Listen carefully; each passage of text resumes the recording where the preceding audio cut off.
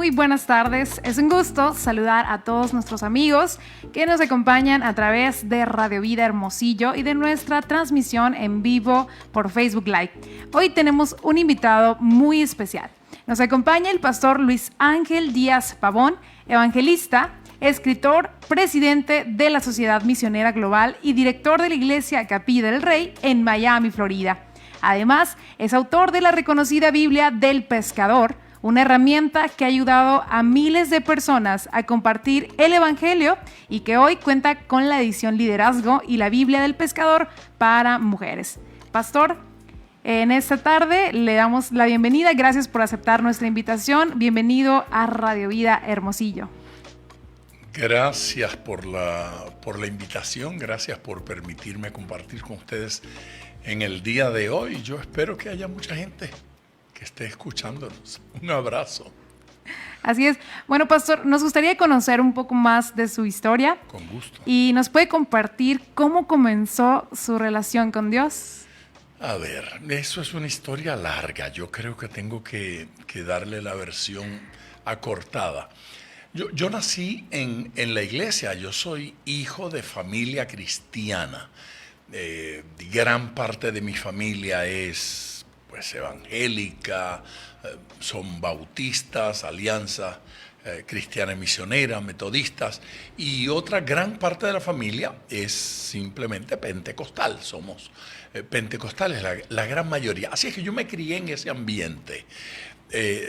Tenía yo una abuela que era católica, así es que yo ocasionalmente debía ir con ella a la iglesia católica los sábados en la noche, pero el domingo éramos evangélicos.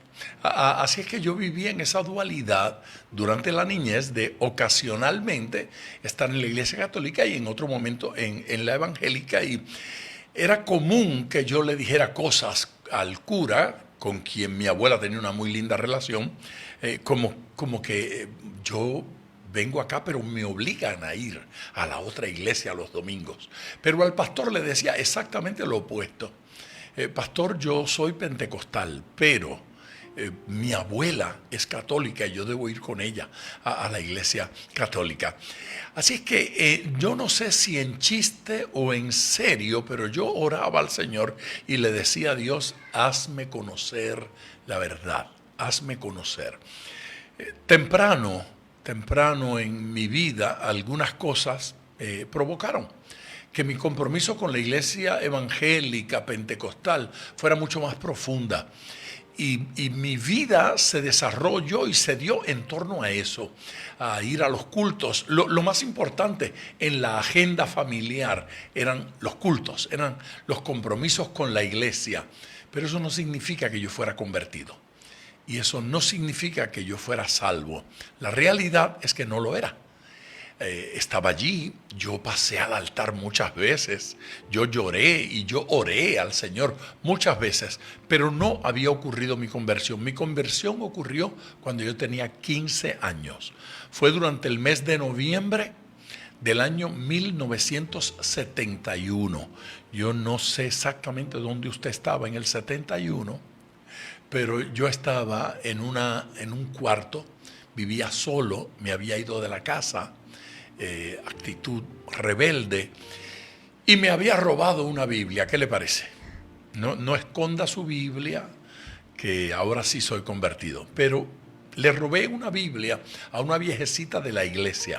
Tenía una Biblia hermosa y ella me pedía que le leyera versículos porque ella no sabía leer.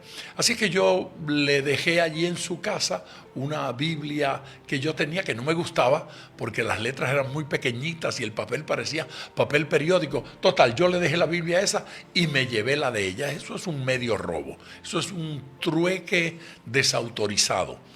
Me quedé con la Biblia de ella y me apasioné por leer esa Biblia. Es curioso, pero yo me enamoré de leer la Biblia a los 15 años. Leía sin parar y la llevaba a todas partes, porque en cualquier tiempecito que hubiese libre yo la leía. Yo quería leerla. Bueno, me tropecé con el capítulo 14 del Evangelio según Juan. Ese capítulo que dice que en la casa de mi padre muchas moradas hay. y que si así no fuera, yo os lo hubiera... Voy pues a preparar lugar para vosotros. A mí eso me impresionó. Le dije hace un instante que yo vivía solo en la ciudad de Nueva York, sin padres, ahí haciendo travesuras, pero seguía yendo a la iglesia. No paraba de ir a la iglesia. En ese ambiente me convertí solo. Ese pasaje de que Dios tenía un lugar para mí en su casa, a mí me impresionó tanto. ¿Sabes? Cuando uno está en esa rebeldía, haciendo travesuras, llega a casa de familiares que su rostro, la expresión del rostro dice, vete pronto. Aquí no debes quedar mucho tiempo. Así es que yo había sentido eso en más de un lugar. Y ahora estoy leyendo en la Biblia que en la casa de mi papá, dice Jesús, hay lugar disponible para ti. Y yo vengo a buscarte para que vengas a vivir a mi casa. A mí eso me impresionó tanto. Serían las 5 de la tarde posiblemente.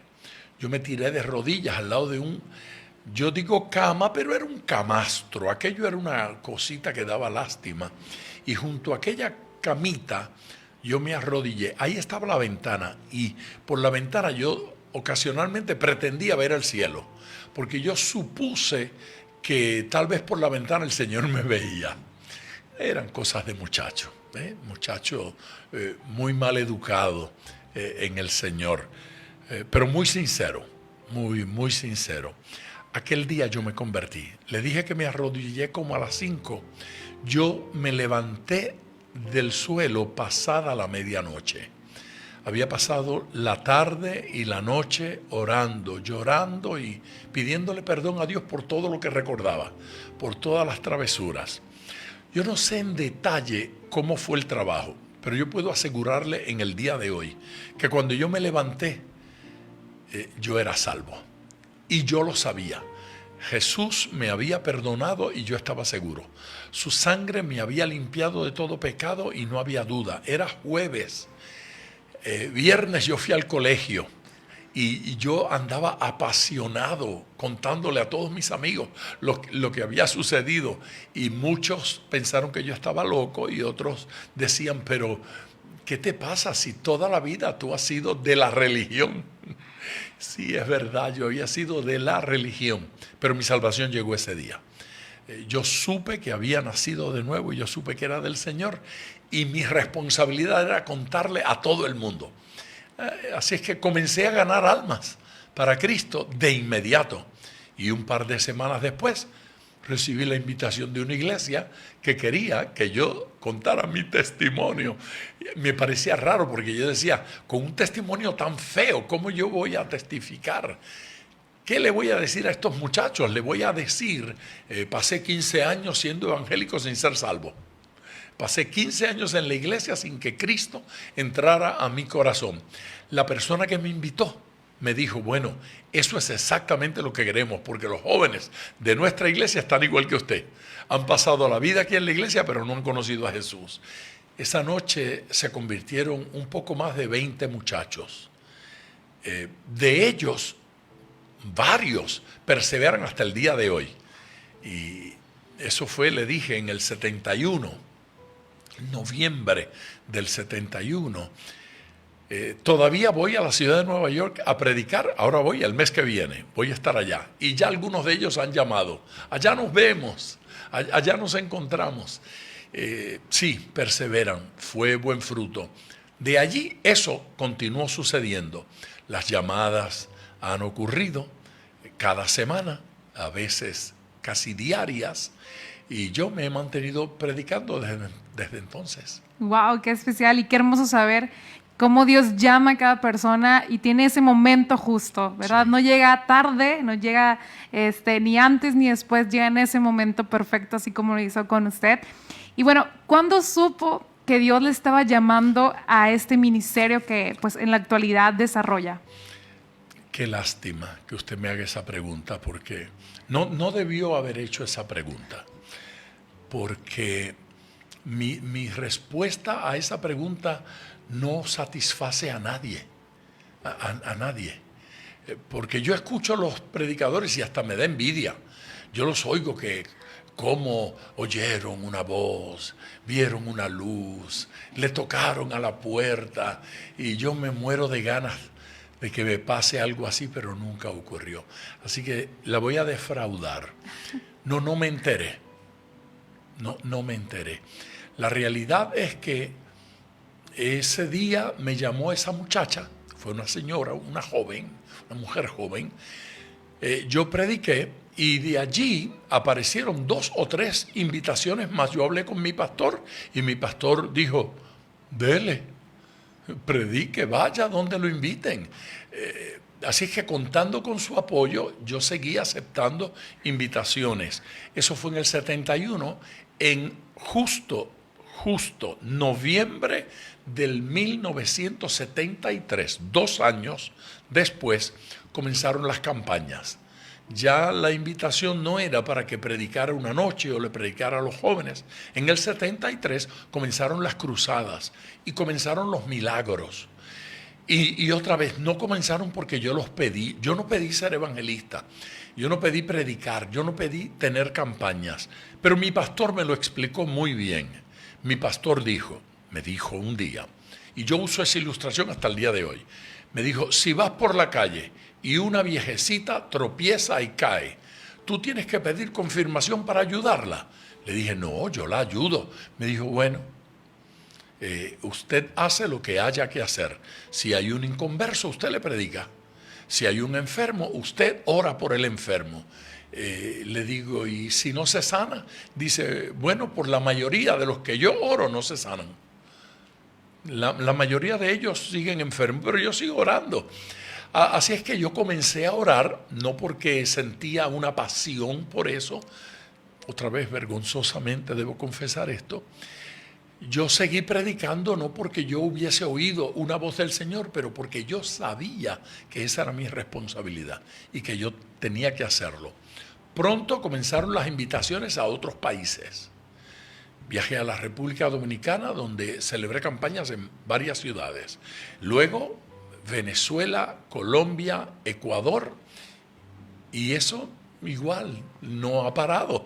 Las invitaciones siguen y no he oído la voz. No he tenido la visión esa ni la gran revelación. Pero yo sé que tengo que hacer eso. Y con cada cosa en mi vida parece que ha sucedido de esa manera. Yo tengo muy pocas experiencias donde he visto cosas, donde he oído voces, muy pocas. Parece que Dios se especializa conmigo en hablarme en sueños o en impresiones que quedan muy claras. Impresiones. Pero eso de que oí la voz de Dios, cuando yo escucho a la gente que dice, y un ángel me llevó al cielo y me trajo, ¿por qué no me pasa a mí eso? Porque a veces en un culto la gente, estábamos en un evento en Ecuador y gente comenzó a decir que sentía un olor a oliva. Es la unción que se está derramando. Qué olor hermoso. Yo era el predicador y no sentía el olor. Y eso es como que vergonzoso, porque se supone que uno sienta, pero yo no. Sí, es que en verdad podemos pensar, como usted comenta, que así te va a pasar algo de repente y vas a ver algo de repente, pero pues Dios trabaja de manera diferente en cada vida, en cada corazón, y así como lo ha usado hasta hoy, yo creo que también le ha mostrado su poder a través de cosas diferentes que la mayoría de veces no podemos ver, ¿verdad? Pues usted lo dice más bonito que yo, y yo prefiero que sea así como usted dice. Dios ha hecho muchas cosas y han sido extraordinarias. Las pocas cosas que yo he visto o he oído o he sentido han sido tan pocas que las tengo guardadas así como un tesoro y muy pocas veces las cuento porque me marcaron profundamente. Sin embargo, sin esas experiencias, sin ver mucho ni oír mucho, Dios ha salvado a centenares de miles de personas y se han sanado miles de enfermos. Las campañas, yo perdí la cuenta de cuántas han sido, pero han sido muchas a través de estos años y todavía pienso que me quedan algunas. Así es, pues así como comenta, ha predicado ante miles de personas y algo que sí nos va a poder responder es qué siente usted antes de compartir un mensaje ante las personas. Miedo. Sí, mucho miedo.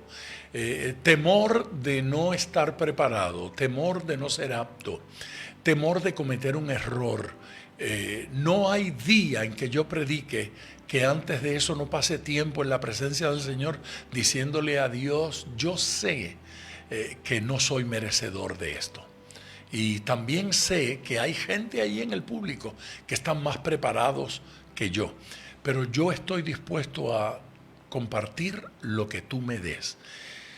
Y Dios se ha glorificado en eso una y otra vez. En ocasiones, con un puñadito de gente, en la casa de alguien, con 10 o 12 hermanos reunidos, y Dios ha hecho maravillas. En otras ocasiones, con miles o en una que otra ocasión, muy pocas, pero una que otra ocasión, con más de 100,000 personas en un estadio.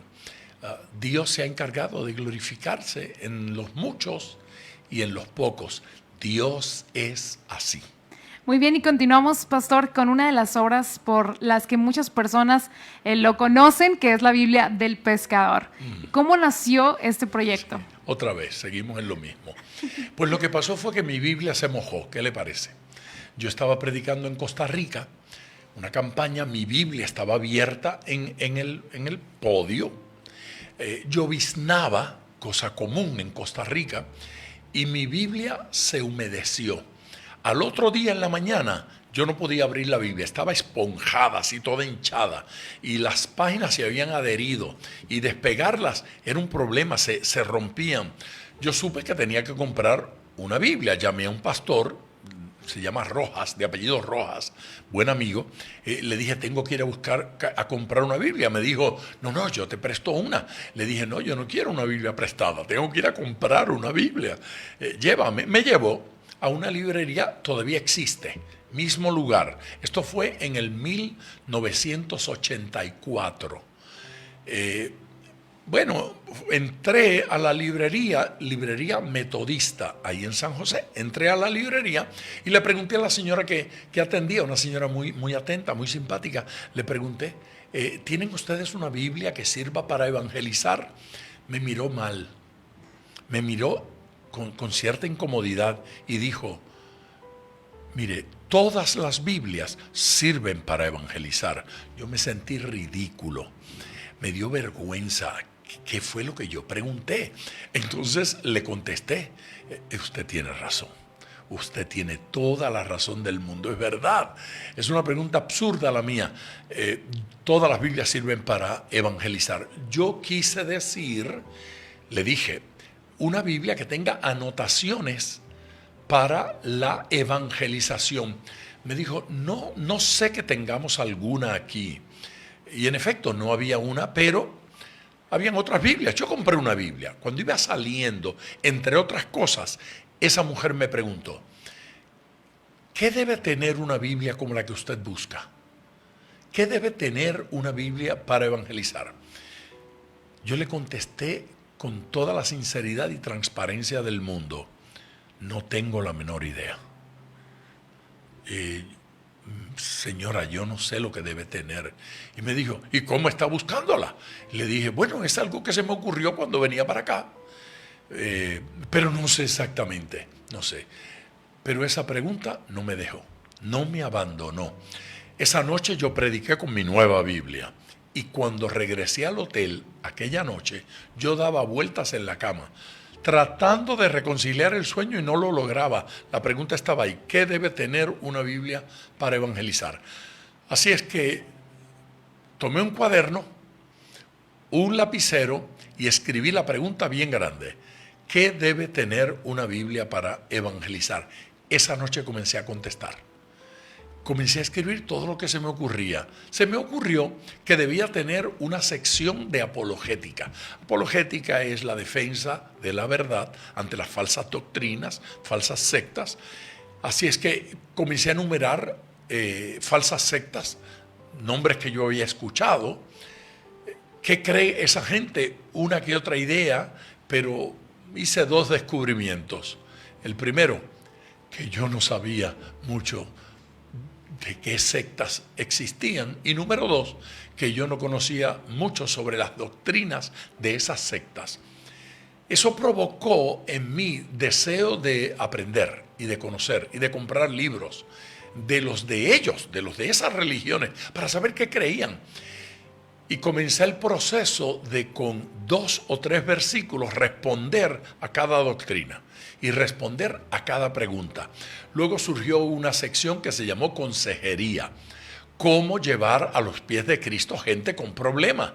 El que está desanimado, frustrado, el que intentó suicidarse, el que se divorció, aquella persona a quien su cónyuge abandonó o le fue infiel o se murió en tiempo de viudez. ¿Cómo los aconsejo y cómo los llevo a Cristo? ¿Cómo los conduzco al Señor? Fue pasando el tiempo, la realidad, fueron pasando los años. Para esos años yo venía mucho a México, más al sur que acá, esta área norte, y a Puebla y a Ciudad México y qué sé yo, a cuántas ciudades. Mucho de esa Biblia se escribió en México, porque yo andaba con mis libretas tomando notas y escribiendo, y en lugar de ir a pasear o conocer la ciudad, yo estaba encerrado en el hotel escribiendo y en la noche iba a la campaña. Eso ocurrió por años. En el 95 yo compré mi primer laptop. Tenía una computadora grande, pero no tenía un laptop. Y ahora con mi laptop andaba pasando todas las notas a la computadora y reorganizándolo. Y era mejor borrar en el laptop que rayar la página de la libreta, del cuaderno. Así es que en eso me ocupé varios años más y finalmente terminé contratando gente que viniera a trabajar conmigo. No tenía dinero con qué pagarlo. Y uno de esos días de preocupación, sin tener una gran revelación de Dios, llegó un hombre y me dijo: pastor, yo estaba haciendo un proyecto cristiano, pero se frustró la gente y el proyecto ya no va. Ay, qué triste, hermano. Voy a orar por eso. Me dijo: no ore. Lo que quiero es que me aconseje qué hacer con esto. Y le digo: ¿y qué es esto? Me dijo: este es el dinero que teníamos para ese proyecto. Y se me ocurrió que a lo mejor usted tiene un proyecto en el que lo pueda usar.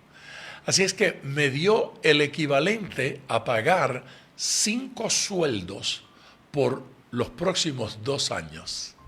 Así fue que yo contraté al equipo que vino a trabajar conmigo en la edición final y refinar todo ese material. 2013 se publicó. Así es que me tomó más de 27 años de trabajo. No, claro, no era que yo trabajaba 8 horas al día y vino mucha época de desánimo. Creo que no voy a seguir con este proyecto, y luego seguía. Yo sentía en mi corazón profundamente que Dios iba a hacer algo con eso. Finalmente llega la época de publicarlo y la gran pregunta era si la gente iba a entender lo que yo había escrito allí y si les iba a servir de algo. Pues la noticia fue esta: 2013, mayo del 2013, la Biblia del Pescador se publicó. Y de inmediato, tan inmediato como el próximo día, comenzaron los testimonios. Gente que se había convertido leyéndola, gente que se había reconciliado usándola. De una vez comenzó la gente a llamar de todas partes, y al terminar ese año habíamos roto todos los récords de venta de Biblias. Wow, sin duda es algo súper extraordinario. Fue extraordinario. Extraordinario, Mire, sobrenatural. una Biblia comúnmente vende 15,000 copias, 10,000 copias. 20,000 copias, 25,000 copias y le fue muy bien. La Biblia del Pescador vendió 135,000 copias. ¡Wow! Sí, Increíble. fue para decir wow, y yo no sabía por qué ni cómo, pero Dios lo estaba haciendo y gente anda testificando de todas partes. Yo uso esa Biblia para predicar, se convierte gente. No hay una ciudad a la que yo vaya a donde no llegue gente a donde mí para traerme un testimonio. Wow, es algo En impresionante. todas partes, sí. Yo creo que Dios se encargó de darle esa publicidad, que aunque no había redes sociales en ese tiempo, no había una publicidad como la que hay hoy, que puede pues darlo a conocer de muchas maneras, y fue extraordinario. Y bueno, pastor, ya estamos finalizando. ¿Qué mensaje le gustaría dejar a todas las personas que hoy nos escuchan en Radio Vida Hermosillo? Fíjese,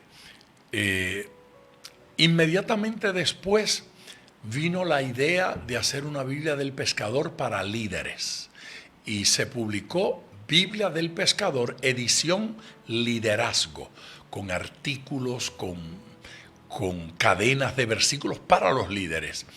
Hace unos meses, 4 meses, bueno, en el mes de marzo, se publicó esta que tengo en mis manos. Se llama Biblia del Pescador, edición Mujer Virtuosa. Artículos, notas, cadenas de versículos para ayudar a la mujer en su trabajo cristiano, en la labor que Dios les ha encomendado. Mi mensaje es sencillo. Dios usó la Biblia para traer salvación a mi vida cuando yo tenía 15 años. Dios ha usado la Biblia para salvar a millones de personas. Mire, no comparta con nadie su opinión, ni siquiera qué cree su religión. Comparta la Biblia, el mundo va a cambiar. Dios está transformando a millones de personas, familias, iglesias, ciudades, a través de la palabra de Dios. No hay nada en este mundo más importante que conocer la palabra de Dios. Yo hago un podcast, sale todos los lunes, se llama Escuela de Pescadores. Así que todo el que tiene un teléfono a la mano, vaya a YouTube y escriba Escuela de Pescadores. Ahí me va a escuchar todas las semanas hablando de la Biblia, compartiendo palabra de Dios. Escuela de Pescadores. Así es. Bueno, Pastor Luis Ángel Díaz Pavón, muchas gracias por acompañarnos. Ha sido una alegría y pues algo extraordinario poder conocer más de su vida, de su ministerio y del impacto que Dios ha tenido a través de la Biblia del Pescador y ahora también en sus diferentes ediciones. Compártanos un poco más a nuestra audiencia, cómo pueden conocer un poco más por ahí sus redes sociales, cómo pueden adquirir la Biblia del Pescador y pues sus diferentes ediciones. Nada, simplemente escriba Pastor Díaz Pavón. Yo perdí el nombre hace rato, pero busque Pastor Díaz Pavón, va a encontrar en todas partes, en Instagram, en todos lados. Pero mi recomendación es vaya a YouTube y vea y escuche Escuela de Pescadores. Eso le va a edificar y le va a bendecir. Muy bien, muchas gracias por este tiempo. Que Dios continúe bendiciendo su vida y su ministerio. Y gracias también a todos nuestros amigos de Radio Vida Hermosillo por acompañarnos. Los invitamos a seguir en nuestra programación y a compartir esta entrevista para que llegue el mensaje a más personas. Dios les bendiga una vez más. Muchísimas gracias y nos vemos en una próxima emisión. Bendiciones, familia Radio Vida.